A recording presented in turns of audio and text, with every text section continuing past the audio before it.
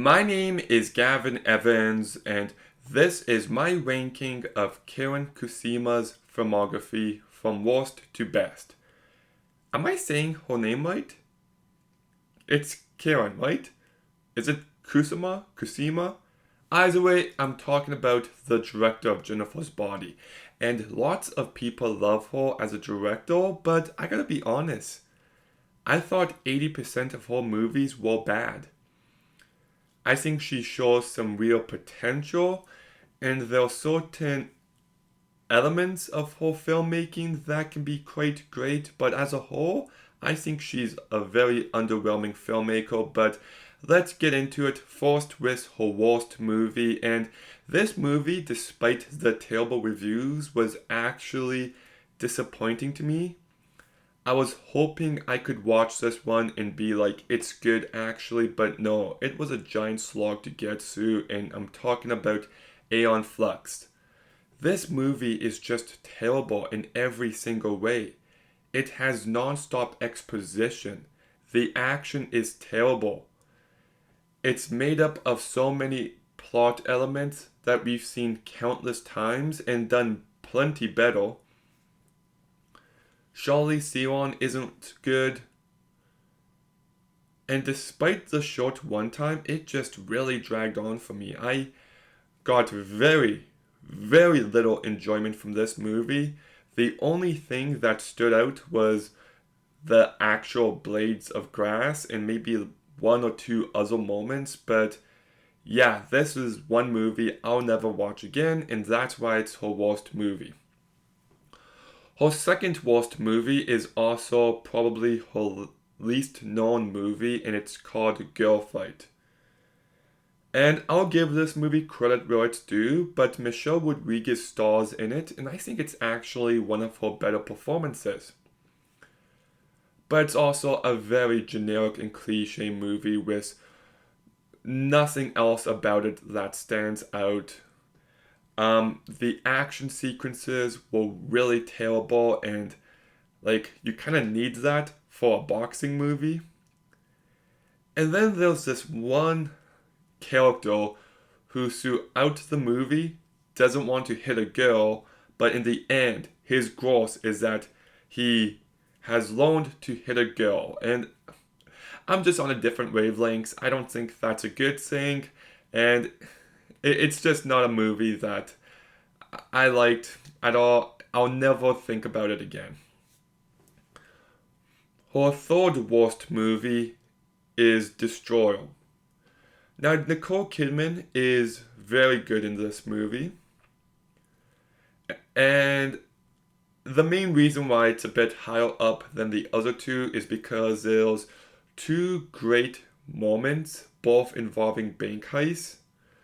But just everything else with this movie is nowhere near as engaging as the movie thinks it is. I thought it was really lacking in emotion and just thematic depths. It just was a movie that felt very cliche, felt very generic with almost nothing special about it. There's moments where you might be able to see the potential more than others, but in the end, it's just not a good movie. So I guess we're now in the top two, and even her second best movie I'm not really a fan of, but it's The Invitation. Now, I will say that I thought John Carroll Lynch and Logan Marshall Green both give good performances.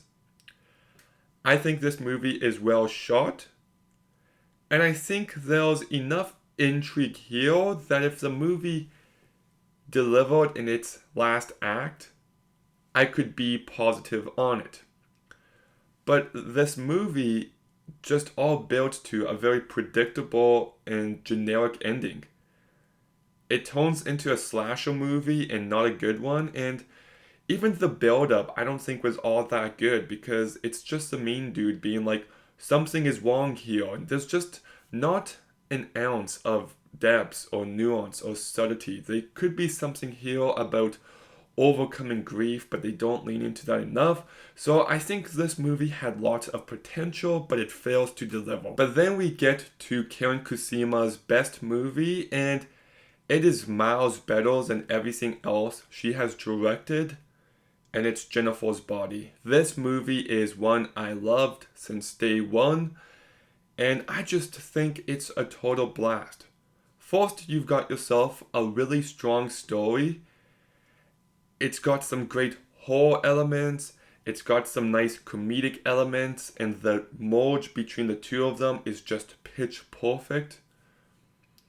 You also got Megan Fox giving her best performance ever, and I love how you got everyone grieving and mourning, and she just rolls her eyes at the mere idea of it. You also got Amanda Seyfried giving a really strong performance as well, and I love these two characters and their friendship. There's actually a lot of depth to them. And I also love how you can view this movie in many different ways. And it does got thematic depth to it about trauma and how that can change someone and how that might be different from the kind of trauma guys go through. And I thought the movie was very smart, very funny, and just highly entertaining in every single way.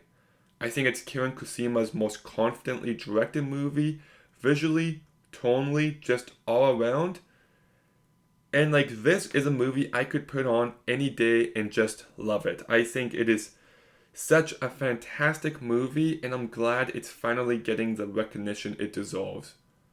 So that is why Jennifer's Body is my favorite movie of hers, and I hope she makes more movies like it in the future. I think horror is her wheelhouse, and I wish she would lean more into that for her future movies, but I guess we'll see. But what are your thoughts on Karyn Kusama's filmography? What's your ranking? Let me know in the comments down below. Make sure you like, comment, subscribe. Stay tuned for more videos soon. And Gavin, out.